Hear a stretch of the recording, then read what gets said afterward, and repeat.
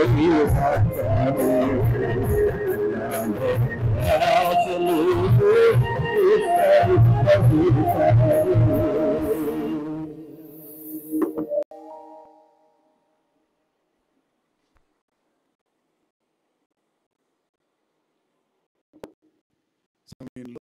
మరి వాటర్ గట్టికి వెళ్ళిన వాళ్ళందరూ త్వరగా వచ్చి కూర్చున్నట్లయితే దైవ సేవకులు వాక్యం అందించడానికి మన మధ్యలో ఉన్నారు.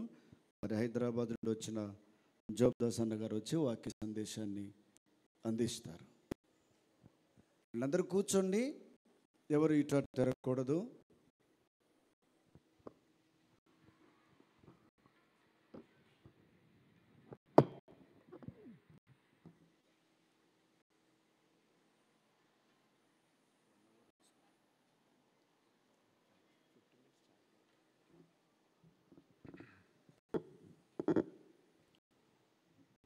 దేవుని వాక్యాన్ని వినడానికి దేవుడు మనకిచ్చిన మరొక తరుణాన్ని బట్టి దేవునికి మనము వందనాలు చెల్లిస్తున్నాము. నిన్నటి నుంచి మరి దేవుడు ఆకాశము నుండి పరలోకము నుండి వాక్యం అనే వర్షాన్ని దేవుడు మనకు దయచేస్తూ ఉన్నాడు. ఎన్నో గ్రామాల్లో ఎన్నో ప్రాంతాల్లో వాక్యం లేదు. ఒకవేళ వాక్యం ఉన్న ఇలాంటి వాక్యాలు ఉండవండి.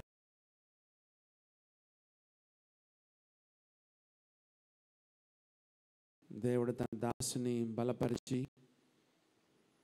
మరి కొరింథీయులకు రాసిన పత్రికలో 16వ అధ్యాయంలో ఉన్న 3 మనుషుల గురించి, వారి కుటుంబాల గురించిన మంచి సందేశాన్ని మనము విన్నాము. ప్రకటన గ్రంథము 2వ అధ్యాయము 8వ వచనం నుండి మనము చదువుకుందాం. ప్రకటన గ్రంథము 2వ అధ్యాయము 8వ వచనం నుండి మనం చదువుకుందాం. స్మరణలో ఉన్న సంఘపు దూతకు ఇలాగ వ్రాయము.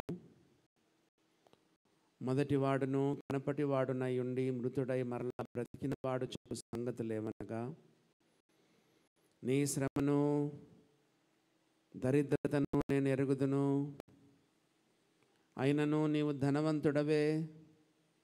తాము యూదులమని చెప్పుకొనుచు యూదులు కాక సాతాను సమాజపు వారి వలన నీకు కలుగు దూషణ నేను ఎరుగుదును. నీవు పొందబోవు శ్రమలకు భయపడకుము. చదివిన వాక్యాన్ని, చదవబోతున్న వాక్యాలను దేవుడు మన కొరకు దీవించును గాక. ఉదయకాలంలో మీకు చెప్పడం జరిగింది, బ్రదర్ అండ్ మూమెంట్ ప్రారంభమై 200 సంవత్సరాలైన సందర్భంగా మరి ప్రకటన గ్రంథంలో ఉన్న సంఘాల గురించి చెప్పాలని ప్రేరేపణ కలిగిన వాడిని నేను మీ మధ్యకు వచ్చాను. ఉదయకాలము ఎఫెసు సంఘాన్ని గురించి చెప్పాలనుకుంటే మరి ఒక ప్రసంగం సరిపోదు. కానీ మిగతా సంఘాల గురించి కూడా చెప్పాలనే ఉద్దేశంతో ఎఫెసు సంఘం గురించి మనము ముగించుకొని స్మరణ సంఘానికి వచ్చినాం. ఉదయకాలంలో మనం విన్నాము, దేవుడు ఒక్కొక్క సంఘముతో ఒక్కొక్క లెటర్ రాశాడు. బైబిల్లోని దేవుడు వ్యక్తిగతంగా మాట్లాడతాడు. ఒక్కొక్క వ్యక్తికి ఏం కావాలో, ఏ కుటుంబానికి ఏ వాక్యం కావాలో, ఏ సంఘానికి ఏ యొక్క వాక్యం కావాలో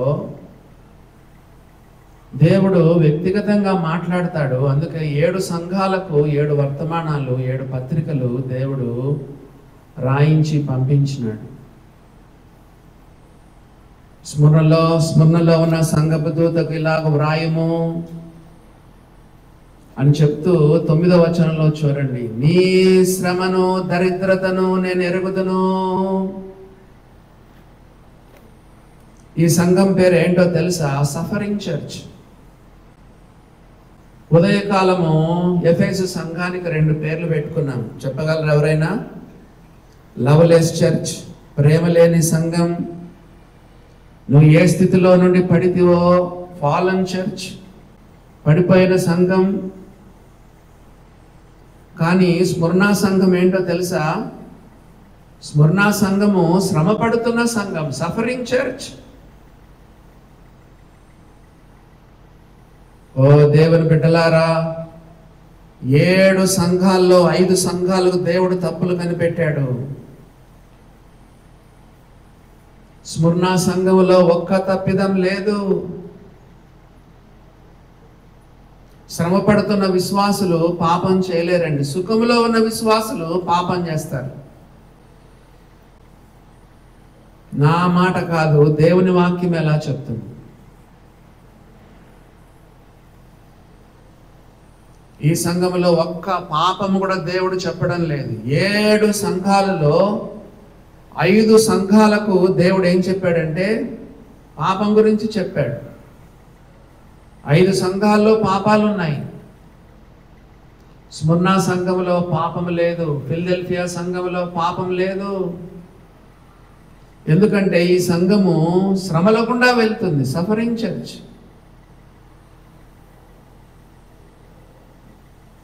పేతురు రాసిన మొదటి పత్రిక 4వ అధ్యాయము మొదటి 2 వచనాలు చదువుదాం, చూడండి. పేతురు రాసినటువంటి మొదటి పత్రిక 4వ అధ్యాయము 2వ వచనం. శ్రమలలో ఉన్న విశ్వాసులు పాపం చేయరు. క్రీస్తు శరీరమందు శ్రమపడను గనుక మీరును అట్టి మనస్సును ఆయుధముగా ధరించుకొనుడి. శరీర విషయములో శ్రమపడిన వాడు శరీరమందు జీవించి మిగిలిన కాలము ఇక మీదట మనుజాశలను అనుసరించి నడుచుకొనక దేవుని ఇష్టానుసారముగా నడుచుకొనున్నట్లు పాపముతో జోలి ఇక నేమియు లేక ఉండును. శరీరమందు శ్రమపడిన వాడు పాపముతో ఇక జోలి ఏమీ లేక ఉండును. అందుకే విశ్వాసుల జీవితంలో కొంతమందిని దేవుడు శ్రమల పాలు చేస్తాడు.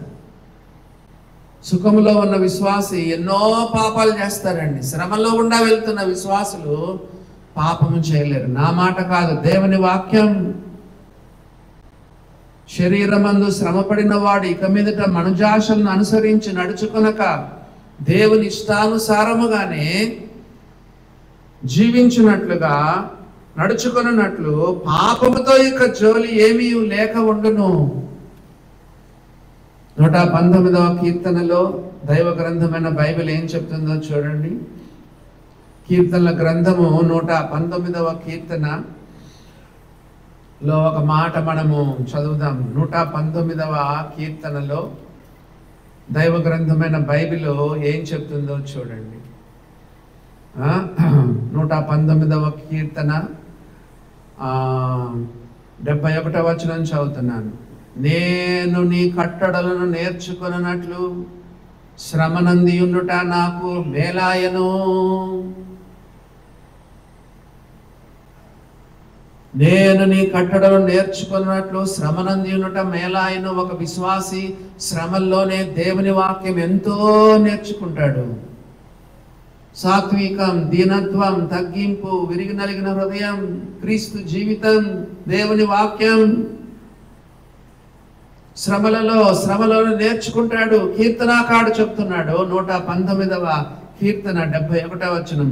నేను నీ కట్టడలను నేర్చుకున్నట్లు శ్రమనందియునుట నాకు మేలాయను.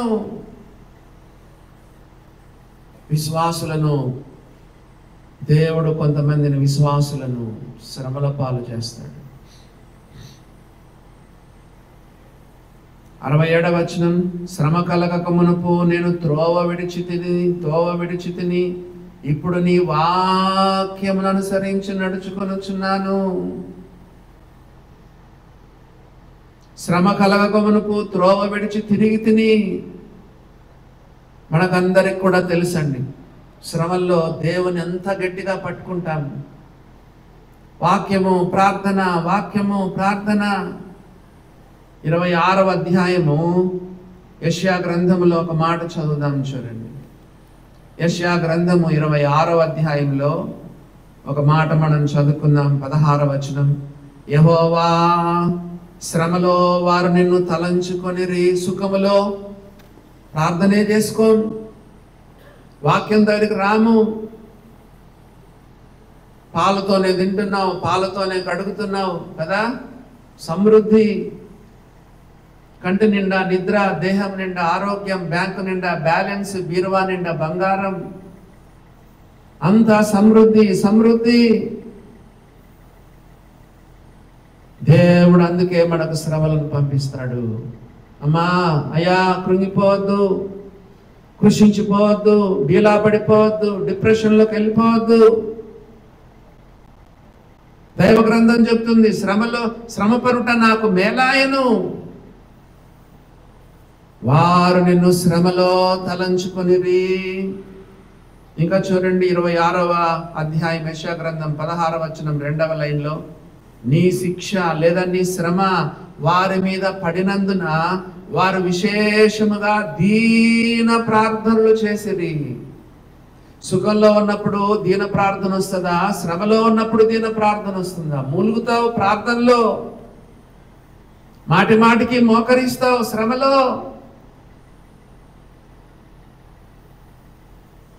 ఓ దేవుని బిడ్డలారా, గమనించండి. మన రక్షకుడు ఈ లోకంలో ఉన్నప్పుడు ఒక్క రోజైనా శ్రమ, ఒక రోజైనా సుఖపడ్డా? 33.5 సంవత్సరాల్లో మన రక్షకుడు క్రీస్తు ప్రభువు ఒక్క రోజైనా ఆయన శ్రమ పడ్డాడు? ఒక రోజైనా ఆయన సుఖపడ్డా?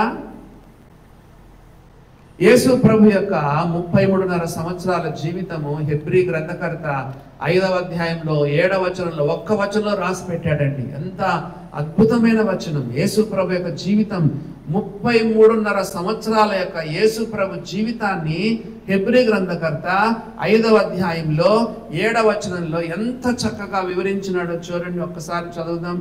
హెబ్రీలకు రాసిన పత్రిక 5వ అధ్యాయము 7వ వచనం చదువుతున్నాను. శరీరధారి అయి ఉన్న దినములలో మన రక్షకుడు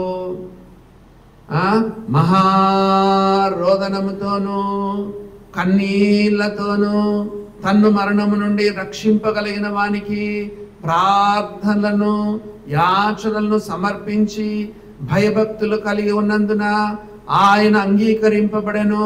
ఆయన కుమారుడయుండి తాను పొందిన శ్రమల వలన విధేయత నేర్చుకొనెను. యేసు ప్రభు యొక్క జీవితం, 33.5 సంవత్సరాల జీవితం ఒకే వచనంలో రాసి పెట్టాడు. ఈ వచనం చదివితే చాలండి యేసు ప్రభు ఎలా జీవించాడు. తాను శరీరధారి అయిన దినములలో మహారోదనముతో కన్నీళ్లతో తను మరణము నుండి రక్షింపగలిగిన వానికి ప్రార్థనలు యాచనలు సమర్పించి భయభక్తులు కలిగి శ్రమల వలన విధేయత నేర్చుకున్నాడు.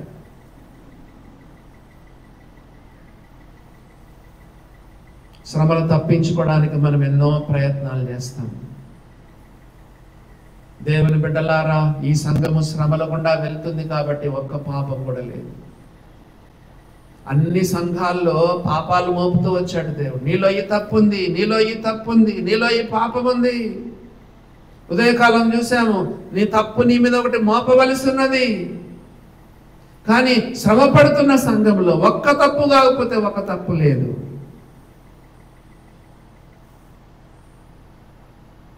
అందుకే దేవుడు మనకు విశ్వాసులకు శ్రమలు పంపిస్తాడు. మేడగది ప్రసంగంలో యేసు ప్రభు ఆఖరిగా ఒక మాట చెప్పాడు. ఆఖరి మాటలు ఇంపార్టెంట్ కదండి. 13వ అధ్యాయం, 14వ అధ్యాయం, 15వ అధ్యాయం, 16వ అధ్యాయం సుదీర్ఘమైన ప్రసంగం చేశాడు. మేడగది ప్రసంగం లాస్ట్కి వచ్చే లోపల ఒక మాట చెప్పేశాడు.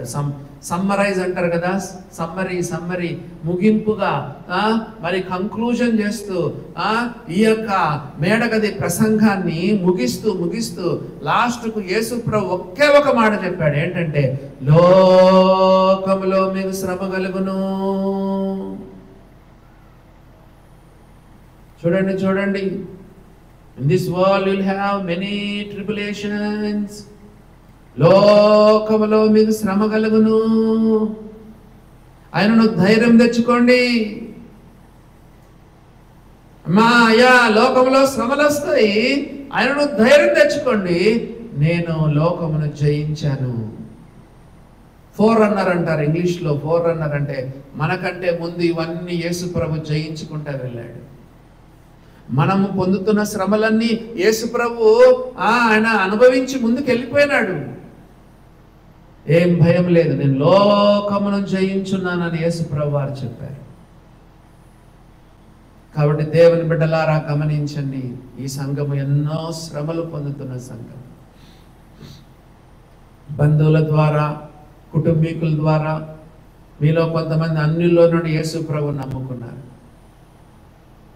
భర్త నమ్ముకుంటే భార్య, బంధువులు ఒప్పుకుంటారా? భార్య నమ్ముకుంటే భర్త, పిల్లలు ఒప్పుకుంటారా? గ్రామాల నుండి వెలేస్తారు, హింసలు పెడతారు. సాధు సుందర్ సింగ్కి సొంత అమ్మ అన్నములో విషం కలిపి పెట్టింది. ఆయన యేసు ప్రభు నమ్ముకున్నాడంటే కులభ్రష్టుడైపోయినాడని సొంత తల్లి, కన్న తల్లి సాధు సుందర్ సింగ్కి అన్నములో విషం కలిపి పెడితే అది కక్కుకున్నాడు, కక్కుకొని బయటపడ్డాడు. దేవుని ప్రణాళికలో ఉన్నాడు కాబట్టి. చూసారా దేవుని బిడ్డలారా, దేవుని యొక్క వాక్యంలో మనం చదువుతున్నాం, నీ శ్రమను నేను ఎరుగుదును అనే మాట మనము చదువుతా ఉన్నాం. రెండవ చూడండి ఏమని రాయబడిందో, నీ శ్రమను నేను ఎరుగుదును, దరిద్రతను నేను ఎరుగుదును. ఒక మాటలో చెప్పాలంటే ప్రకటన గ్రంథం యొక్క థీమ్ అంశం ఏంటో తెలుసా? శ్రమ. విశ్వాసులకు శ్రమనే, సంఘం ఎత్తబడక మునుపు శ్రమలే, సంఘం ఎత్తబడిన తర్వాత కూడా విడవబడిన వారికి శ్రమే. ప్రకటన గ్రంథం యొక్క అంశం ఏంటి చెప్పండి? శ్రమ. సంఘం ఎత్తబడక మునుపేమో విశ్వాసులకు శ్రమ, సంఘం ఎత్తబడిన తర్వాత విడవబడిన వారికి శ్రమ. అసలు ఎత్తుకోవడమే ప్రకటన గ్రంథం 1వ అధ్యాయంలో. మరి యోహాన్ ఏం చెప్తున్నాడో చూడండి. యోహాన్ రాసిన ప్రకటన గ్రంథం 1వ అధ్యాయం 9వ వచనం చదువుతారా?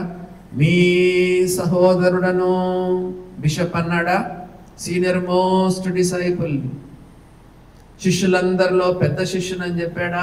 సీనియర్ పాస్టర్ నో, అపోస్తలుడు నో, దైవజనుడు no, reverend no, bishop no,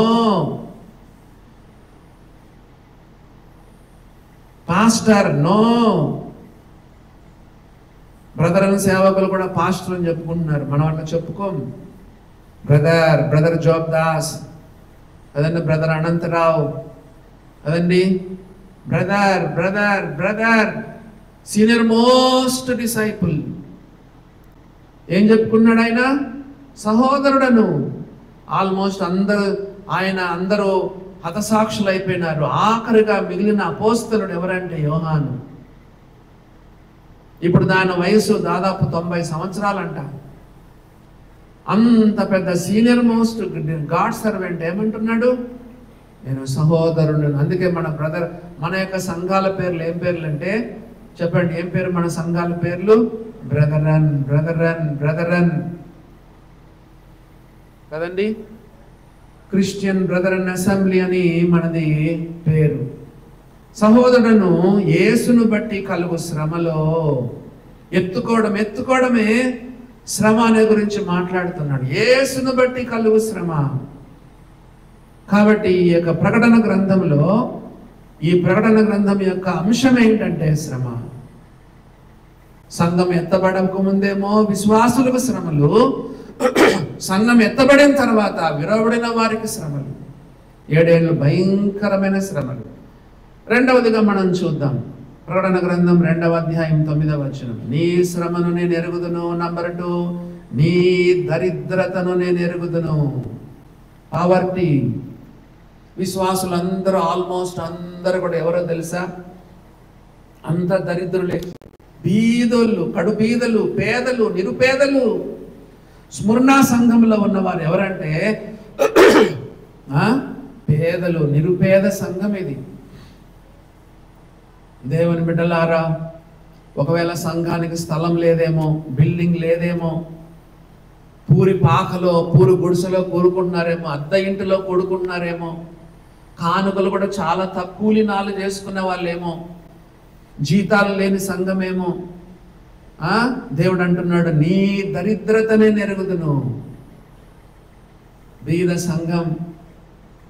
ఇక్కడ చేరొచ్చిన వారిలో కూడా కొన్ని సంఘాల్లో నెలకంతటి ఇక్కడికి 500 కాను కూడా రాని సంఘాలు ఉన్నారు, సేవకులు ఉన్నారు. ఇక్కడే ఉన్నారు, మన దగ్గరే ఉన్నారు. భయపడద్దు దేవుని బిడ్డ, భయపడద్దు. చిన్న మందా మీరు భయపడకుడి. మీకు రాజ్యం అనుగ్రహించుటకు తండ్రికి ఇష్టమై ఉంది. ఎంతో సేవ చేస్తున్నావు, ఉండేది 10 మంది 20 మంది. పెద్ద పెద్ద సంఘాలతో పోల్చుకోవద్దు. ఒక సంఘానికి ఎక్కువ మంది వచ్చినంత మాత్రాన ఆ సంఘము వాక్యానుసారమైన సంఘం కాదు. గుర్తుపెట్టుకోండి. సంఖ్యను బట్టి సంఘం యొక్క ఏమంటారు, దాని యొక్క నాణ్యతను మనం కొలవడానికి లేదు. మా సంఘానికి 500 మంది వస్తారు, మా సంఘానికి 1000 మంది వస్తారు కదా. ఇక్కడ మియాపూర్లో వేల మంది వస్తారు కదా. మీ సంఘానికి ఒక 30 మందే రావచ్చు. ఈ సంఘము ఒక సంఘానికి ఎక్కువ మంది వచ్చినంత మాత్రాన ఆ సంఘము వాక్యానుసారమైన సంఘంగా మనం చెప్పడానికి వీల్లేదు. ఈ సంఘం బహుశా తక్కువ మంది ఉన్నారు, కానుకలు కూడా తక్కువ కానుకలు. బీదోళ్ళంతా అటు తిప్పి ఇటు తిప్పిన నెలకంతటి కలిపి 1000 రూపాయలు కూడా కానుక వస్తుందో రావట్లేదు ఈ సంఘానికి. దేవుడు అన్నాడు, నీ దరిద్రతను నేను ఎరుగుదును. సొంత స్థలము లేదు చర్చికి, సొంత బిల్డింగు లేదు కదండి, కానుకలు సరిగా లేవు, ఉన్నోళ్ళంతా పేదలు, కొంతమంది ఉద్యోగాలు పోగొట్టుకున్నట్టున్నారు. నిరుపేద సంఘం. కొన్ని సంఘాల కండి తులతూగుతా ఉన్నాయి. సంఘానికి పెద్ద స్థలం కొనుక్కున్నాడు, పెద్ద బిల్డింగ్ కట్టినాడు, టవర్ కట్టినాడు, గంట పెట్టినాడు కదా. వచ్చిన కానుకలు దైవ సేవకునికి ఇవ్వడు. పొద్దున ఎబెనేజర్ గారు చెప్పినారు, వచ్చిన కానుకలన్నీ తీసుకొని సంఘానికి ఆస్తుపాస్తులు సంపాదిస్తూ ఉంటాడు. మొదటి 5 సంవత్సరాలు కానుకలను ఎత్తిపెట్టి మందిరానికి స్థలం కొంటాడు. మళ్ళీ 5 సంవత్సరాలు కానుకలను ఎత్తిపెట్టి బిల్డింగ్ కడతాడు. మళ్ళీ 5 సంవత్సరాలు కానుకలను ఎత్తిపెట్టి పైన సండే స్కూల్ అన్నా అంటాడు, పైన సండే స్కూల్ బిల్డింగ్ కడతాడు. మళ్ళీ 5 సంవత్సరాలు కానుకలను కట్టి, అయ్యో సేవకులకు మరి ఎప్పుడైనా సేవకులు వస్తే, స్పీకర్లు వస్తే వాళ్ళకు రూములు లేవని పైన రూములు వేస్తాడు. మళ్ళీ 5 సంవత్సరాలు కానుకలన్నీ ఎత్తిపెట్టి పక్కన అమ్ముతారంట స్థలము, చర్చికి దగ్గరలో ఉంటే మంచిది కదా, ఆనుకొని ఉంటే మళ్ళీ పక్కన ఇంకో స్థలం అంటాడు. మళ్ళీ 5 సంవత్సరాలని కానుకలను ఎత్తిపెట్టి ఆ సంఘానికి వ్యాన్ ఉంది, ఈ సంఘానికి వ్యాన్ ఉందని చెప్పి మళ్ళీ వ్యాన్ కొంటాడు. వచ్చిన కానుకలన్నీ సంఘానికి ఆస్తుపాస్తులు సమకూర్చి పెట్టి సంఘానికి కోట్ల ఆస్తులు సమకూర్చి పెట్టినారు కొంతమంది పెద్దలు, నాయకులు, సేవకులు. 10వ భాగం యెహోవా సొమ్ము, లేవీయులకు ఇయ్యాలని దేవుని వాక్యంలో చెప్పబడలేదా? కానుకలన్నీ ఒకవేళ 30,000 50,000 వస్తే 50,000 దైవ సేవకునికి ఇమ్మని నేను చెప్పడం లేదు. కనీసం మినిమం అయిన అక్కర్లు మన సంఘంలో ఉన్న దైవ సేవకుని ఆ కొరతలు తీరిన తర్వాత చుట్టుపక్కల ఉన్నటువంటి దైవ సేవకులకు కూడా 10వ భాగాల్లో వాళ్ళకు కూడా మనము డబ్బులు సహాయం చేయాలి. మీ సంఘం ఒకవేళ పెద్ద సంఘం అయితే ఎక్కువ కానుకలు వస్తే మీ సంఘంలో ఉన్న సేవకుని అవసరతలు అన్నీ తీరగా ఇంకా చుట్టుపక్కల గ్రామాల్లో బీద సేవకులు ఎవరైనా ఉంటే వాళ్ళకు కూడా ఈ యొక్క డబ్బుల్లో సహాయం చేయాలి. దేవుని బిడ్డలారా, స్ఫురణ సంఘము దరిద్రత కలిగిన సంఘం, బీద సంఘం. ఒకవేళ మీ సంఘం కూడా అటా సంఘం అయితే భయపడద్దు. ఈ సంఘంలో ఏ పాపము లేదు. ఈ సంఘాన్ని యేసు ప్రభు మెచ్చుకుంటున్నాడు. ఓ దేవుని బిడ్డలారా, ఆ తర్వాత దేవుడు ఏమన్నాడు చూడండి, నీ శ్రమను ఎరుగుదును అన్నాడు. నంబర్ 1. నంబర్ 2, నీ దరిద్రతను ఎరుగుదును అని చెప్తూ దేవుడు ఏమన్నాడు చూడండి, అయినను నీవు ధనవంతుడవే. మనుషుల దృష్టిలో ఈ సంఘము చిన్న చూపు చూసే సంఘం. ఇటు తిప్పి అటు తిప్పిన 20-30 మంది తప్ప ఎవరు లేరు. కొన్ని సంఘాల్లో 10 మందే. నమ్మకమైన వారు, నిజాయితీ కలిగిన వారు, నిష్ఠ కలిగిన వారు, పరిశుద్ధ జీవితం జీవించగలిగిన వారు కదా. 10 మంది సంఘం ఎంతో పరిశుద్ధంగా ఉంది. దేవుడు వాళ్ళు చేసే ఆరాధన దేవునికి ఎంతో తృప్తిగా ఉంది. మనుషుల దృష్టిలో నిజంగా అంటే అది బీద సంఘమే, దరిద్ర సంఘమే. కానీ దేవుడు ఏమన్నాడు తెలుసా? నువ్వు ధనవంతుడవు. మన లెక్కలు వేరు, దేవుని లెక్కలు వేరు. బైబిల్లో రాయబడింది, తను తాను తగ్గించుకునేవాడు హెచ్చించబడతాడు. మొదటి వారు కడపటి వాళ్ళు అవుతారు, కడపటి వాళ్ళు మొదటి వాళ్ళు అవుతారు. మనం మనుషుల దృష్టిలో చూస్తే దరిద్రులమే, కానీ దేవుని దృష్టిలో నువ్వు ధనవంతుడవు. దేవుడి సంఘాన్ని నువ్వు ధనవంతుడవు అని దేవుని వాక్యంలో రాయబడింది. ఎందుకో తెలుసా? దేవుడు వీళ్ళు ఎందుకు మెచ్చుకున్నాడో తెలుసా? ఎందుకు వీళ్ళు దరిద్రులైనారంటే దే లాస్ట్ దేర్ జాబ్స్. కైసరు మా రాజు, క్రైస్తరు మా రాజు అని ఒప్పుకుంటే నీ ఉద్యోగం నీకు ఉంటుంది. యేసు ప్రభు రాజు, యేసు ప్రభు మెస్సయ్య, యేసు ప్రభు దేవుడు అని ఎవరైతే ఒప్పుకుంటారో వాళ్ళ ఉద్యోగాలు ఊడిపోయినాయి. చాలా మంది ఉద్యోగాలు ఓడిపోయినారు. దేవుని బిడ్డలారా, అందుకే ఈ సంఘంలో ఉద్యోగాలు చేసే వాళ్ళు లేరు. ఉద్యోగాలు పోగొట్టుకున్నారు. గవర్నమెంట్ వీళ్ళని ఎంతగానో హింసించింది, శ్రమపరిచింది. అందుకే ఈ సంఘం దరిద్రమైన సంఘం. నువ్వు దేవుని కొరకు ఏం పోగొట్టుకున్నావు చెప్పండి? సంఘం కొరకు, దేవుని కొరకు ఏం త్యాగం చేశావు? క్రైస్తవుడని చెప్పుకోవు. ఆనాడు క్రైస్తవుడని చెప్పుకుంటే ప్రాణాలు పోతాయి. క్రైస్తవుడని చెప్పుకుంటే ఉద్యోగాలు పోతాయి. క్రైస్తవుడని చెప్పుకుంటే నీకు వ్యాపారం చేయడానికి లైసెన్స్ ఇరు. మరి నీవు క్రైస్తవుడని చెప్పుకో. సర్టిఫికెట్లు ఏముంది? ఎస్సీ అని లేదా? ఏముంటుందో తెలుసా? ఎస్సీ అనే చోట హిందూ అని ఉంటుంది. సరే, నీ తల్లిదండ్రులు తెలియక అమాయకంగా నీ తల్లిదండ్రులు నీకు ఎస్సీ అని పెట్టారు. మరి నీకు పిల్లలు పుట్టినప్పుడు నీకు అవగాహన ఉండద్దు? నీ పిల్లలకు కూడా నువ్వు ఎస్సీ అని పెడతావా? దేవునికి రేపొద్దున ఏం లెక్క చెప్తావు? పాపము వ్యభిచారం చెయ్యి తరం వారిలో. నన్ను గూర్చిన మాటల గురించి ఎవరైతే సిగ్గుపడతారో, తండ్రి ఎదుట, దూతలు ఎదుట నేను వారిని గురించి సిగ్గుపడతాను. పాపం వ్యభిచారం చెయ్యి తరం వారిలో ఎవరైతే నన్ను గురించి ఒప్పుకుంటారో, తండ్రి ఎదుట, దూతలు ఎదుట నేను వారిని ఒప్పుకుంటాను. పొద్దున మీకు చెప్పాను, విశ్వాసులు కొంతమంది కొన్ని వాక్యాలు సీరియస్గా తీసుకోరండి. ఏముందిలే, నమ్ముకున్నాం కదా, బాప్తిసం తీసుకున్నాం కదా, రేపొద్దున నువ్వు ఎంత అవస్థపడాల్సి వస్తుంది. అసలు నేను ఒప్పుకుంటాడో ఒప్పుకోడో యేసు ప్రభు, అది ఆలోచన చెయ్యి. వీళ్ళు ఒప్పుకున్నారు, అందుకే వీళ్ళు ఉద్యోగాలు పోయినాయి. ఆర్థికంగా ఎంతో దీన స్థితికి వెళ్ళిపోయినారు, దరిద్ర స్థితికి వెళ్ళిపోయినారు. ఆ సంఘంలో ఉన్న వారందరూ కూడా ఇలాంటి పరిస్థితే. కానీ దేవుడు చెప్తున్నాడు, నీవు దరిద్రుడవు, కానీ ఆయనను నీవు ధనవంతుడవే. మన లెక్కలు వేరు, దేవుని లెక్కలు వేరు. పరలోకానికి వెళ్ళిన తర్వాత అంతా తారుమారు అవుతుందండి. మనం ఏమనుకుంటాం తెలుసా? అబ్బాయి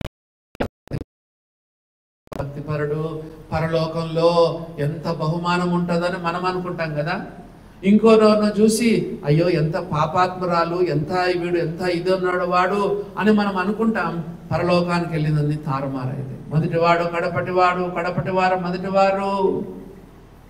ఎవరైతే నువ్వు తృణీకరించినావో రేపొద్దున వాళ్ళే క్షమాపణ కోరుకొని పశ్చాత్తాపడి దేవునికి ఎంతో ప్రీతికరంగా ఉండొచ్చు. మన లెక్కలు వేరు, దేవుని లెక్కలు వేరు. యెషయా గ్రంథం 55:8 ఏముందో తెలుసా? నా తలంపులు మీ తలంపుల వంటివి కావు, నా త్రోవలు మీ త్రోవల వంటివి కావు. మన లెక్కలు వేరు, దేవుని లెక్కలు వేరు. అమ్మా, అయ్యా, పేదరికాన్ని అనుభవిస్తున్నావు, దరిద్రతను అనుభవిస్తున్నావు. ఎందుకు? నీతిగా ఉన్నావు, నిజాయితీగా ఉన్నావు, పరిశుద్ధంగా ఉన్నావు, నమ్మకంగా ఉన్నావు కదా. లంచాలు తీసుకోవట్లేదు, అన్యాయంగా సంపాదించడం లేదు, అక్రమంగా సంపాదించడం లేదు, నీతిగా న్యాయంగా నువ్వు జీవిస్తున్నావు. దేవుడు అంటున్నాడు, నువ్వు ధనవంతుడవు, నా బిడ్డ, నువ్వు ధనవంతుడవు. యేసు ప్రభు చెప్పలేదా? ఏమని చెప్పాడు యేసు ప్రభు? చెప్పండి. బీదలైన మీరు ధన్యులు, పరలోక రాజ్యం మీది. ఆహాహా, బీదలైన మీరు ధన్యులు, పరలోక రాజ్యం మీది. ధనవంతుల గురించి ఏం చెప్పాడు చెప్పండి? వంట బొజ్జ సూది బెజ్జంలో వంట అయినా దూరుతుంది కానీ, చెప్పండి, సూది బెజ్జంలో వంట అయినా దూరుతుంది కానీ ధనవంతులు దేవుని రాజ్యంలో ప్రవేశించుట దుర్లభము. ఎంత కఠినంగా యేసు ప్రభు వారు చెప్పారు.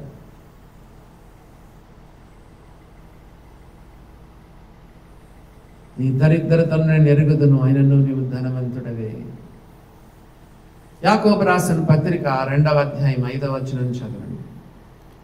యాకోబు రాసిన పత్రిక 2వ అధ్యాయము 5వ వచనం ఒకసారి చదవండి. నా ప్రియ సహోదరులారా ఆలకించుడి. ఈ లోక విషయములో దరిద్రులైన వారిని విశ్వాసమందు భాగ్యవంతులు. చెప్పండి, ఈ లోక విషయములో దరిద్రులైన వారు విశ్వాసమందు భాగ్యవంతులు. దీని అర్థం చెప్పండి. ఈ లోక విషయములో దరిద్రులైన వారు, బీదోళ్ళు, విశ్వాసమందు ధనవంతులు అంట. ఒక ప్రశ్న అడుగుతాను చెప్పండి. ధనికులకు యేసు ప్రభు పైన ఎక్కువ విశ్వాసం ఉంటుందా? బీదలకు చెప్పండి యేసు ప్రభు పైన ఎక్కువ విశ్వాసం ఉంది? చెప్పండి చూద్దాం. ఎవరైనా దైవ సేవకులమైన మేము అప్పుడప్పుడు ఇళ్ళని దర్శిస్తూ ఉంటాం కదా. ధనికుల ఇళ్ళకి పోతా ఉంటాము, పేదల ఇంటికి కూడా పోతా ఉంటాము. పేదలకు, దరిద్రులైన విశ్వాసులకు ఎంత విశ్వాసం తెలుసా? దేవుడు అంటే అసలు దైవ సేవకులు ఎంత గౌరవిస్తారు తెలుసా? ధనవంతుని ఇంటికి ఒక పైసా కూడా బయటికి తీయడు. దశమాగం వేస్తాడేమో కానీ కదా, ఒక పైసా బయటికి తీయడు. బీదోళ్ళకు భలే విశ్వాసం. దైవ మా ఇంట్లో అడుగు పెట్టారు కదా, మా ఇంట్లో కనీసం నీళ్ళైనా తాగినారు, వేడి నీళ్ళు తాగినారు, కాఫీ టీలు తాగినారు కదా. వాళ్ళకి ఎంత తృప్తి, ఎంత ఉన్న దాంట్లోనే 10, 20 రూపాయలు, 50 రూపాయలు ఇస్తారండి. చూసారా దేవుని బిడ్డలారా, ఎవరికి ఎక్కువ విశ్వాసం ఉంటుంది? ధనికులకా, పేదవారికా విశ్వాసం? నా ప్రియ సహోదరులారా ఆలకించుడి. ఈ లోక విషయములో దరిద్రులైన వారిని విశ్వాసమందు భాగ్యవంతులుగా దేవుడు ఎంచలేదా? దేవుడు ఏర్పరచుకునలేదా? డబ్బులుంటే ఎందుకండి? డబ్బులు ఏమొస్తుంది? డబ్బుల ద్వారా అదా ఈ సంఘం విశ్వాసం కలిగిన సంఘం. శ్రమలో చూడండి మనకు ఎన్ని మేళ్ళు ఉంటాయి మనకు.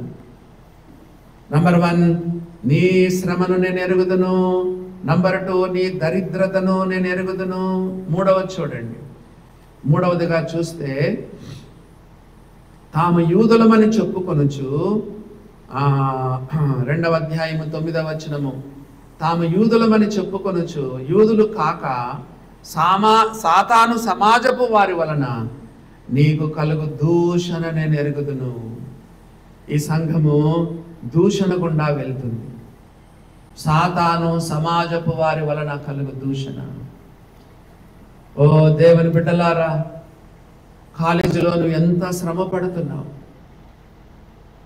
క్రైస్తవుడైనందుకు.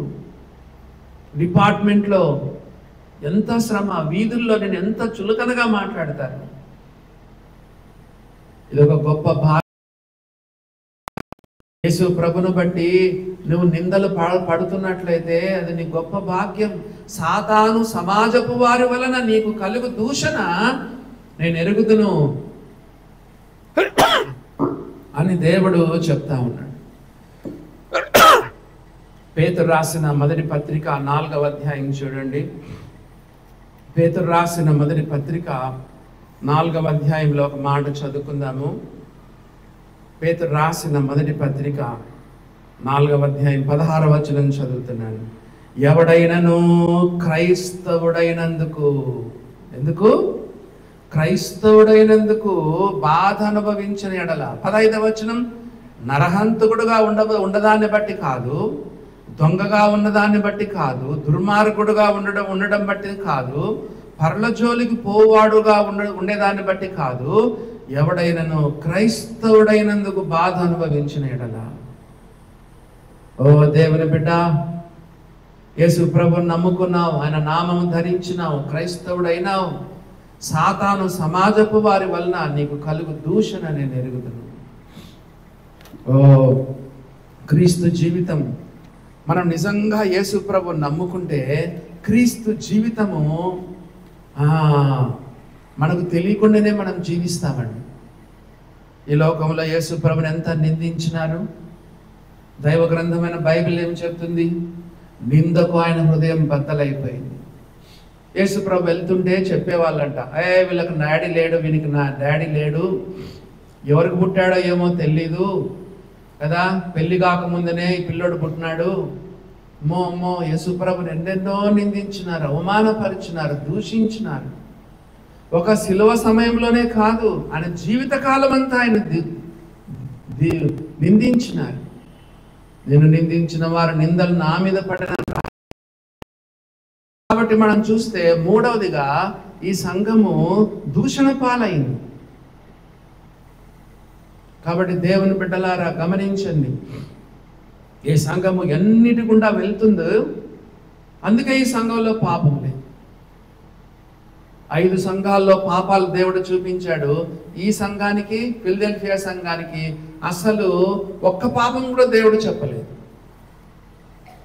పాపం లేకుండా మనం జీవించగలమా? 100% జీవించగలము. With the help of the Holy Spirit, with the power of the Holy Spirit. దేవుడు ఎందుకు రాయిస్తాడండి? పాపం లేకుండా జీవించగలమా? ఎస్, 100%. స్మరణ సంఘం, ఫిలదెల్ఫియా సంఘం లోపాలు దోషాలు లేకుండా జీవించగలమా? జీవించగలం.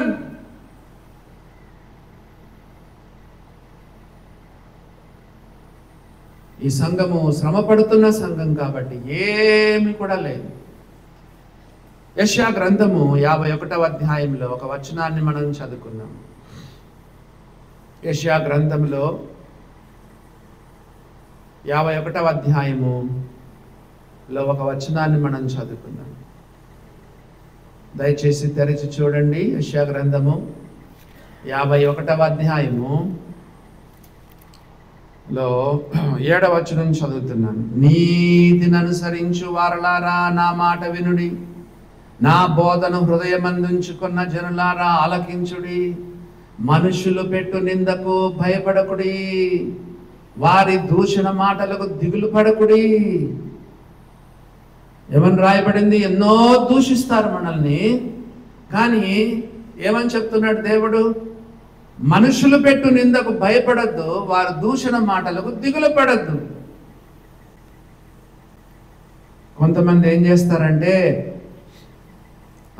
రాజీ పడతారండి ఇవన్నీ తప్పించుకోవడానికి.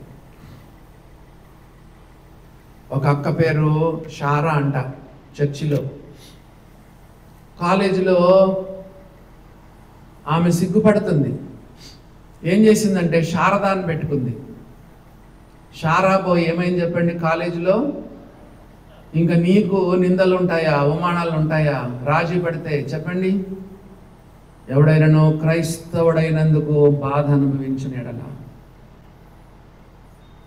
అతడు సిగ్గుపడక పేరును బట్టి దేవుని మహిమపరచవలెను. చర్చిలోనేమో మార్కు పేరు మార్కు, బయట ఏమంటాడంటే మార్కండేయులు అని చెప్పుకుంటున్నాడు. చూడండి ఎట్లా ఉంది ఆయన సంగతి. చర్చిలోనేమో మార్కు, బయటేమో మార్కండేయులు. నీకేమొస్తుంది దూషణ చెప్పండి? ఇలాగ రాజీ పడితే నీకేం దూషణ ఉంటుంది? కొండ మీద ప్రసంగంలో యేసు ప్రభు చెప్పలేదా? నా నిమిత్తము జనులు మిమ్మల్ని నిందించి హింసించి మీ మీద అబద్ధముగా చెడ్డ మాటలు ఇలా పలుకున్నప్పుడు సంతోషించి ఆనందించండి. మత్తయి సువార్తలో, లూకా సువార్తలో గంతులు వేయుడి. మత్తయి సువార్తలో సంతోషించి ఆనందించుడి, లూకా సువార్తలో గంతులు వేయుడి. పరలోకమందు మీ ఫలం అధికమగును. నంబర్ 1 శ్రమ, నంబర్ 2 దరిద్రత, నంబర్ 3 దూషణ, నంబర్ 4 చూడండి ఈ సంఘము ఎలాగా శ్రమల గుండా వెళ్తుందో. 4వదిగా చూడండి, సాతాను సమాజపు వారి వల్ల నీకు కలుగు దూషణ నేను ఎరుగుదును అంటూ యేసు ప్రభు ఒక మాట చెప్తున్నారు. నీవు పొందబోవో శ్రమలకు భయపడకము. ఇంకా వస్తాయి, ఇంకా వస్తాయి, ఇంకా వస్తాయి. 3 చెప్పాను, ఇంకా 4 ఉన్నాయి. మొత్తం 7 సంగతులు ఈ సంఘానికి ఉన్నాయి. నువ్వు పొందబో శ్రమలకు భయపడకము. ఎందుకు? ఈ సంఘానికి ఎలా బయలుపరుచుకున్నాడో చూడండి. మొదటి వాడు 8వ వచనం చదవండి. ఎందుకు భయపడద్దు అంటున్నాడు? మొదటి వాడని నేనే, కడపటి వాడని నేనే, అల్ఫావో నేనే, ఒమేగా నేనే, ఆది నేనే, అంతము నేనే. భయపడద్దు స్ఫురణ సంగమా. నేనే, ఆది నేనే, అంతము నేనే, మొదటి వాడని నేనే, కడపటి వాడని నేనే. ఎందుకు భయపడతావు? సంఘానికి శిరస్సును, ప్రధాన కాపరిని, ముఖ్యమైన మూలరాయిని, తలరాయిని, నా రక్తాన్ని ధారపోసి మిమ్మల్ని కొనుక్కున్నాను. సంగమా భయపడద్దు, నువ్వు పొందబోవ శ్రమలకు భయపడకము. ఎందుకు? మొదటి వాడను, కడపటి వాడను, ఆది ఆయనే, అంతం ఆయనే. అంత ఆయనే అయినప్పుడు ఇంక మనకెందుకు భయం చెప్పండి? ప్రారంభంలో ఉన్నాడు, ముగింపులో ఉన్నాడు, మొత్తం అంతా ఆయనే ఉన్నాడు, తోడుగా ఉన్నాడు, నీడగా ఉన్నాడు. ఎందుకు భయపడము? ఇంకొక మాట కూడా చెప్పాడు చూడండి, ఎందుకు భయపడకమని చెప్తున్నాడు. ఇంకేమన్నాడు చూడండి 8వ వచనంలో, మృతుడై మరలా బ్రతికాను, నేను చచ్చినోని కాదు, జీవిస్తున్న వాడను. మొదటి అధ్యాయంలో మొదటి వాడను, కడపటి వాడను, జీవించువాడను, మృతుడనైతిని గాని ఇదిగో యుగములు సజీవుడుగా ఉన్నాను, మృతుడై మరలా బ్రతికాను. మరణం యొక్కయు పాతాళ లోకం యొక్కయు తాళపు చెవులు నా చేతిలో ఉన్నాయి. సంగమా, స్ఫురణ సంగమా, నేను మృతుడై మరలా బ్రతికాను. ఎవరు నీ ప్రాణాన్ని తీయలేరు. మృతుడై నేను మరలా బ్రతికాను. యేసు ప్రభు ఎదుట మరణం తల వంచింది, సమాధి తల వంచింది. సాతాను మరణం యొక్క బలము గలవాడు, యేసు ప్రభు ఎదుట తల వంచినాడు. భయపడద్దు, నువ్వు పొందబోవ శ్రమలకు భయపడద్దు. సంఘానికి ఆది నేనే, అంతము నేనే, సంఘానికి మొదటి వాడని నేనే, కడపటి వాడని నేనే, సంఘానికి శిరస్సు నేనే, సంఘానికి ప్రధాన కాపని నేనే, సంఘానికి ముఖ్యమైన మూలరాయిని నేనే, సంఘానికి తలరాయిని నేనే. భయపడద్దు, భయపడద్దు. చేరొచ్చిన వాళ్ళలో చిన్న చిన్న సంఘాలు ఉన్నాయి. సంఘం అన్నాక ఎన్నో శ్రమలు వస్తాయండి, ఎన్నో కష్టాలు వస్తాయి, ఎన్నెన్నో ఆటంకాలు వస్తాయి. చుట్టుపక్కల వారి ద్వారా వీరి ద్వారా ఎన్నో సమస్యలు వస్తాయి.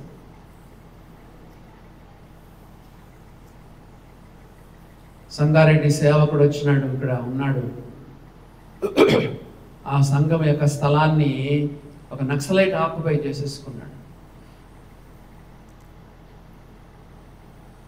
అది మాకు ఏం సంబంధం లేదు. పోతే స్టూవర్డ్ వాళ్ళు రిప్రజెంటేటివ్గా వెళ్ళమంటే నేను వెళ్ళి సంతకం పెట్టాను.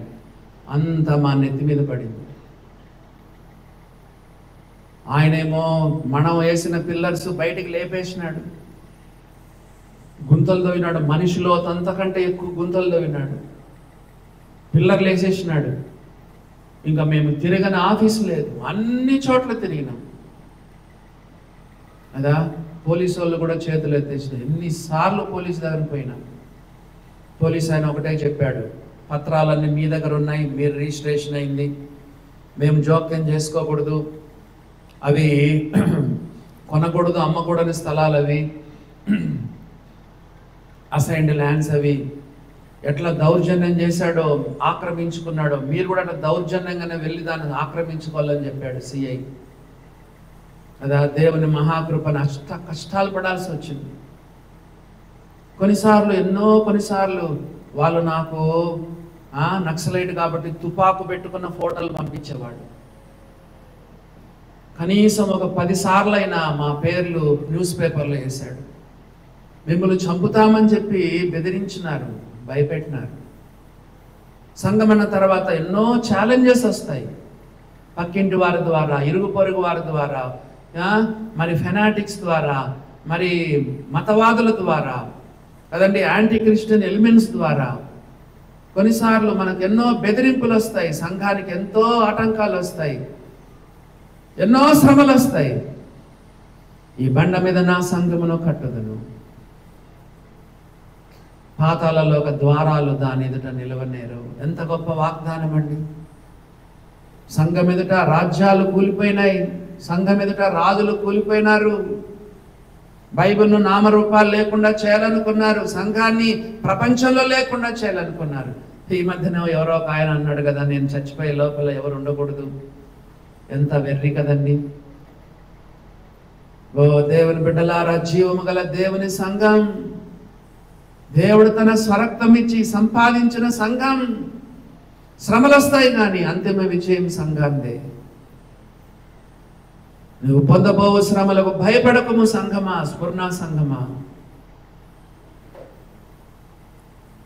ఎందుకంటే నేను మొదటి వాడను, కడపటి వాడను. మృతుడే నేను మరలా బ్రతికాను. రాజ్యము మహిమ కదా, ప్రభు నేర్పిన ప్రార్థనలో ఆఖరిది ఏదో అంటారు కదా, ఏంటది? రాజ్యము మహిమ నిరంతరము నీదై ఉన్నది కదా. అంతా ఇప్పుడు యేసు ప్రభుదే కాబట్టి మనం భయపడాల్సిన పని లేదు. ఇంకో విషయం మీకు చెప్తాను. నిజమైన విశ్వాసకి శ్రమలు వస్తాయి, నిజమైన క్రైస్తవ కుటుంబానికి శ్రమలు వస్తాయి, నిజంగా సేవ చేసే వాళ్ళకి శ్రమలు వస్తాయి, నిజంగా వాక్యానుసారమైన సంఘానికి శ్రమలు వస్తాయి. ఇదే నీవు విశ్వాసం అన్నదని గుర్తు. కొంతమంది ఏమంటున్నారు తెలుసా? అన్నా దేవుడు మమ్మల్ని చల్లగా కాపాడుతున్నాడన్నా, ఏ కష్టం లేదన్నా, శ్రమ లేదన్నా, దేవుడు మంచి చదువులన్నా, మంచి ఉద్యోగాలన్నా, మంచి బ్యాంక్ బ్యాలెన్స్ అన్నా, దేవుడు మంచి సంబంధాలు ఇచ్చాడన్నా, మంచి అల్లుడన్నా, మంచి కోడలన్నా, దేవుడు మమ్మల్ని చల్లగా కాపాడుతున్నాడన్నా, ఏ కొదువ లేదన్నా, మాకు ఏ రోగం లేదు, ఏ కష్టం పెట్టలేదన్నా, దేవుడు ఎంతో గొప్పవాడన్నా, కరోనా కూడా రాలేదన్నా, దేవుడు ఎంత గొప్ప దేవుడు అన్నా అంటున్నారు కొంతమంది. అసలు నువ్వు విశ్వాసం కాదు. నిజమైన విశ్వాసకి ఏమొస్తాయి? శ్రమలు వస్తాయి. నిజమైన సేవలో ఎంతో వ్యతిరేకత వస్తుంది. నిజమైన సంఘానికి శ్రమలు వస్తాయి.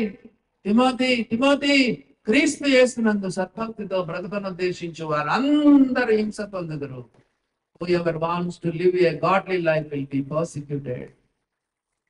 నిష్ఠగా, నిజాయితీగా, నమ్మకంగా, నిజంగా నిలబడేటువంటి క్రైస్తవులకు, విశ్వాసులకు, సంఘాలకు, సేవకులకు శ్రమలు వస్తాయి. పొందబోయే శ్రమలకు భయపడకము కదా. నంబర్ 1, నీ శ్రమను నేను ఎరుగుదును. నంబర్ 2, నీ దరిద్రతను నేను ఎరుగుదును. మూడవదిగా, నీవు పొందుతున్న దూషణలు నేను ఎరుగుదును అని చెప్తూ, 4వదిగా చూడండి, 10వ వచనం చదువుతున్నాను. మీరు శోధింపబడినట్లు. కొంతమంది ఏమంటారు తెలుసా? అసలు నాకు శోధనే రాదని అంటున్నారు. అసలు నువ్వు విశ్వాసం అయితే కదా. యేసు ప్రభు ఈ భూలోకంలో శోధింపబడ్డాడే. విశ్వాసులకు శోధన రావట్లేదంటే నువ్వు వాక్య ప్రకారంగా అసలు నువ్వు విశ్వాసమే కాదు. నిజమైన విశ్వాసకి శోధనలు వస్తాయి. యేసు ప్రభుల గురించి ఏమని రాయబడింది? మన ప్రధాన యాజకుడు మన బలహీనతల యందు మనతో సహానుభవం లేనివాడు కాడు గాని. నేను నోట్తో చెప్పేదానికంటే తెలిసి చూడండి. హెబ్రీయులకు రాసిన పత్రిక 4వ అధ్యాయము 15వ వచనం చదవండి. హెబ్రీయులకు రాసిన పత్రిక 4వ అధ్యాయం 15వ వచనం. మన ప్రధాన యాజకుడు మన బలహీనతల యందు మనతో సహానుభవం లేనివాడు కాడు గాని సమస్త విషయాలలో మన వలనే శోధింపబడ్డాడు. He was tempted in all points. మనము ఎలా శోధింపబడుతున్నామో మన రక్షకుడు కూడా అన్ని విషయాలలో ఆయన శోధింపబడ్డాడు. మళ్ళా చదువుతాను. మన ప్రధాన యాజకుడు మన బలహీనతల యందు మనతో సహానుభవం లేనివాడు కాడు కానీ సమస్త విషయాలలోనూ మన వలనే శోధింపబడినను ఆయన పాపము లేనివాడుగా ఉండెను. అమ్మా, అయ్యా, శోధనలు వస్తాయి. నేను నా యేసు ప్రభువు కొత్తగా నమ్ముకున్నప్పుడు అబ్బా విపరీతమైన శోధన, తట్టుకోలేకపోయాను, విలువిల్లాడిపోయాను, మెలికలు తిరిగాను.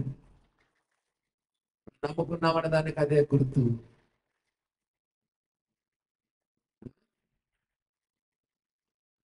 మత్తయి సువార్త 4వ అధ్యాయంలో మొదటి వచనం చదవండి. మత్తయి సువార్త 4వ అధ్యాయం మొదటి వచనం చదువుతున్నాను.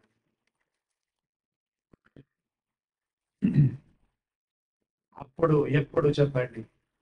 మత్తయి సువార్త 4:1 అప్పుడు అంటే ఎప్పుడు చెప్పండి. యేసు ప్రభు బాప్తిసం తీసుకున్నాడు. చెప్పండి. ఆ అప్పుడు యేసు అపవాది చేత శోధింపబడుటకు ఆత్మ వలన అరణ్యమునకు కొనిపోబడెను. యేసు ప్రభు ఇదొక్క రోజే కాదు శోధింపబడింది. 3 రకాలైన శోధనలు.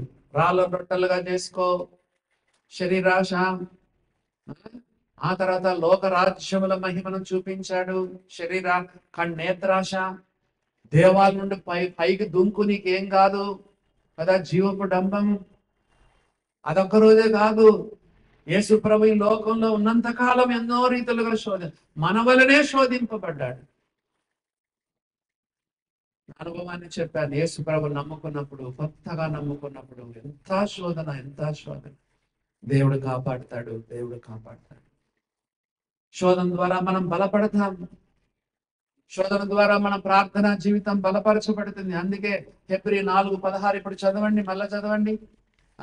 మన ప్రధాన యాజకుడు మన బలహీనతలేందో మనతో సహానుభవం లేనివాడు కాడు గాని సమస్త విషయాల్లో మన వల్లనే శోధింపబడిన ఆయన పాపం లేనివాడుగా ఉండెను.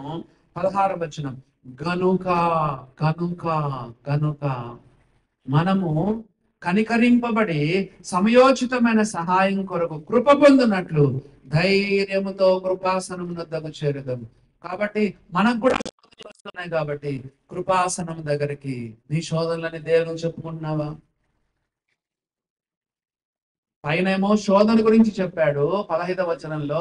16వ వచనంలో మా గనుక మనము కనికరింపబడి సమయోచితమైన సహాయం కొరకు కృప పొందినట్లు ధైర్యముతో కృపాసనము వద్దకు చేరదము.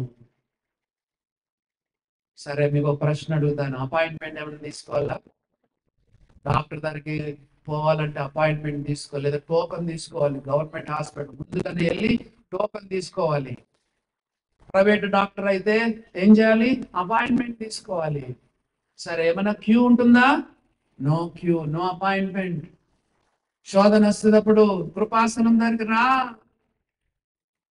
ధైర్యముతో కృపాసనం దగ్గరికి రా. ముఖ్యంగా కొత్తగా నమ్ముకున్న యవన బిడ్డలు కదా, మీ వయసును దాటుకొని మేము కదా గలిబిలి ఉంటుంది శరీరంలో. ఎంత శోధన, ఎంత ఆకర్షణ. నీ శరీర కోరికలు నిన్ను ఎంత ఇబ్బంది పెడతాయి. రకరకాలైన శోధనలు కదా. కృపాసనం దగ్గరికి రా. దేవుని బిడ్డ, కృపాసనం దగ్గరికి రా. కనికరం పొందినట్టు కనికరింపబడి సమయోచితమైన సహాయము కొరకు కృప పొందినట్లు ధైర్యముతో కృపాసనం దగ్గరికి రా. Let us approach the throne of grace with confidence. చూసారా, ధైర్యంతో దేవుని దగ్గరికి రావచ్చు. కాబట్టి ఇక్కడ ఏమని రాయబడింది? 4వదిగా మనం చదువుతున్నాము, మీరు శోధింపబడినట్లు. ఈ సంఘానికి ఎన్నో శోధనలు వచ్చినాయి. Self examination. నీకు శోధనలు వస్తున్నాయంటే you are a true believer. శోధన రావట్లేదంటే యు ఆర్ ఫేక్ బిలీవర్. సంఘాలలో ఫేక్ బిలీవర్స్ మస్తు మంది, నకిలీ విశ్వాసులు మస్తు మంది ఉన్నారు. సంఘాల నిండా వీళ్ళే, ఎక్కువ మంది వీళ్ళే. ఇందాక చెప్పాను, ఎవరు మొదటి వాళ్ళు అవుతారో ఎవరు కరపట్టే వాళ్ళు అంతా ఆ రోజు వెళ్తుంది. దేవుని బిడ్డలారా గమనించండి. శోధనలో మీరు శోధింపబడినట్టు 4వది. ఇంకా చూడండి, 5వ చూడండి, అపవాది మీలో కొందరిని చెరలో వేయింపబోచున్నాడు. ఆదిమ సంఘం, మొదటి శతాబ్దపు సంఘం ఎన్నో శ్రమల గుండా వెళ్ళారు, జైలు పాలైపోయినారు.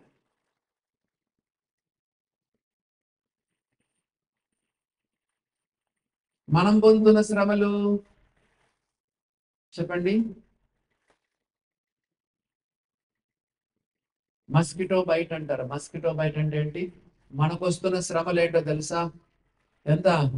దోమ కుట్టినంత, చీమ కుట్టినంత. మనకు వచ్చిన శ్రమలు ఏం చెప్పండి?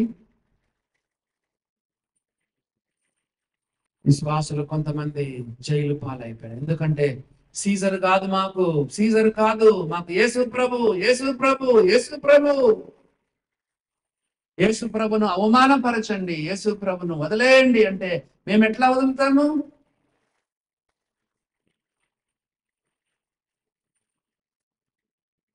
అందుకొరకు వాళ్ళు జైలు పాలు కావాల్సి వచ్చింది.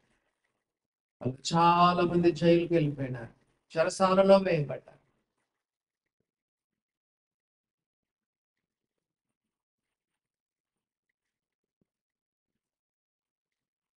ఆపద ఆపదలు అపనిందలు. పాడండి ఆ పాట. ఏది నీ సాక్ష్యము, ఏది నీ త్యాగము, యేసు వార్తను చాటింపను, ఎలా నిర్లక్ష్యము, లేచి రారం ఓ క్రైస్తవా, ఏది నీ సాక్ష్యము. అపోస్తలులు శిష్యులు అపనిందలు హింసలు అన్నిటి భరించిరి,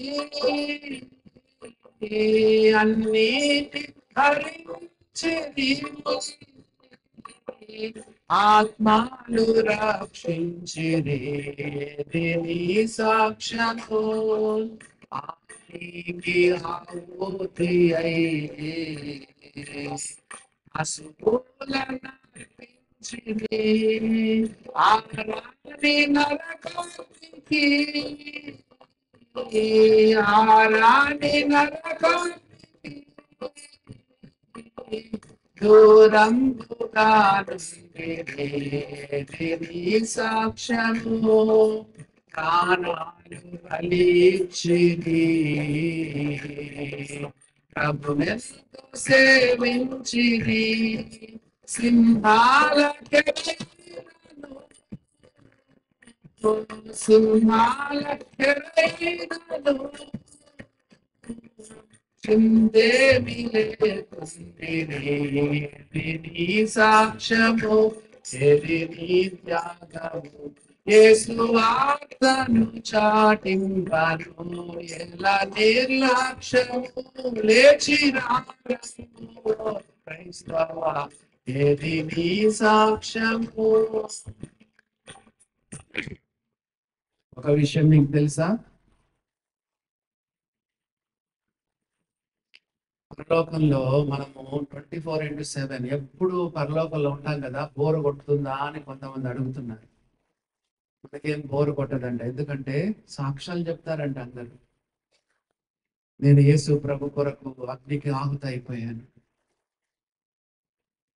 తలపైన ఇది పోసారు, ఏంటి మైనం పోసి నన్ను కాగడాగా వెలిగించినారు, సజీవంగా ఇట్లనే దహించిపోయాను, పరలోకం చేరుకున్నాను అంటాడు. ఇంకొక ఆయన అంటాడంట, నన్ను సింహాలకు వేశారు అంటాడంట. సింహాలు నన్ను కొరికి కొరికి కొరికి పొడి చేసేసినాయి, అప్పుడు నేను దేవుని సన్నిధికి వచ్చాను. ఇట్లా ఎన్నో సాక్ష్యాలండి. మరి నువ్వేం చెప్తావు పరలోకంలో సాక్ష్యం? నువ్వు సాక్ష్యం చెప్పాలని వాళ్ళు అడిగారు అనుకో, మరి ఏం చెప్తావు? చెరసాలకు వెళ్ళి నా టైం అయిపోతుంది కాబట్టి ముందుకు సాగేళ్తాను. 6వదిగా చూడండి. 5వది ఏంటి చెప్పండి? చెరసాల, చెరలో వేయింపబోచున్నాడు. 6వది చూడండి. 6వది చూస్తే 10వ వచనం, 10 దినములు శ్రమ కలుగును, మరణము వరకు అని 2 అనే సంఖ్య వేసి ఏమన్నాడు చూడండి? ప్రాణాపాయము వచ్చినను. కొన్నిసార్లు ప్రాణాల్లో పణంగా పెట్టాల్సి వస్తుంది. దేవుని బిడ్డలారా, యేసు ప్రభు చెప్పాడు, తన ప్రాణం కాపాడుకుని వాడు దాన్ని పోగొట్టుకుంటాడు, నా కొరకు తన ప్రాణాన్ని పోగొట్టుకునేవాడు దాన్ని కాపాడుకుంటాడు, కాపాడుకునేవాడు పోగొట్టుకుంటాడు. ప్రాణాపాయం వచ్చినను అనే మాట రాయి. 7వది చూడండి. 7వది చూస్తే మరణము వరకు అన్నాడు. కొంతమంది మరణం కూడా దేవుని కొరకు మరణించి అత సాక్షులైపోయినారు. దేవుని బిడ్డలారా గమనించినారు, 7 సంగతులు ఈ యొక్క సంఘము అనుభవించినవి మనం చూసాం. నంబర్ 1 శ్రమ, నంబర్ 2 దరిద్రత, నంబర్ 3 దూషణ, నంబర్ 4 శోధన, నంబర్ 5 చెర, నంబర్ 6 ప్రాణాపాయం, నంబర్ 7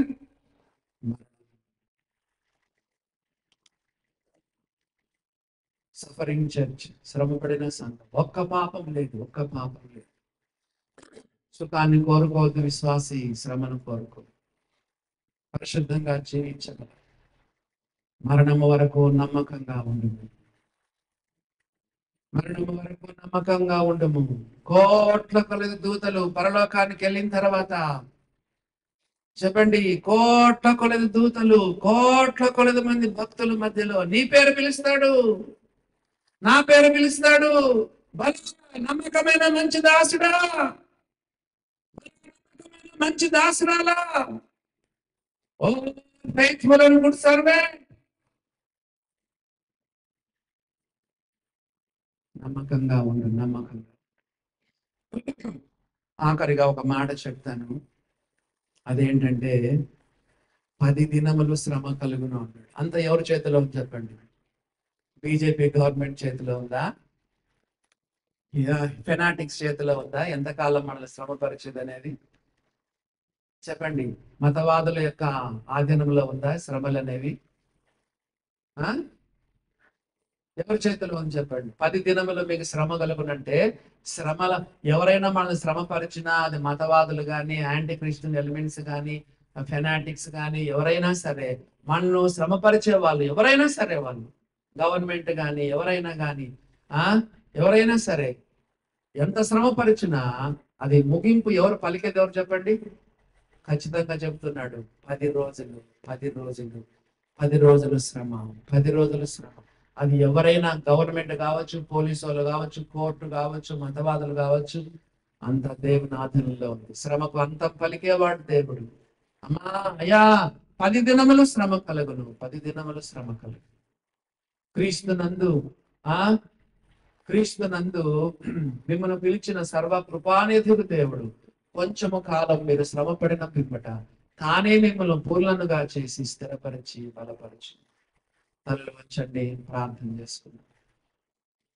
దేవా, ఉదయం నుంచి మరి 5 వర్తమానాలు విన్నానయ్యా. నాతో మాట్లాడినందుకు స్తోత్రమయ్యా. ఒక నిమిషం మౌనంగా దైవ సన్నిధిలో హృదయాలను పరీక్ష చేసుకున్నాం.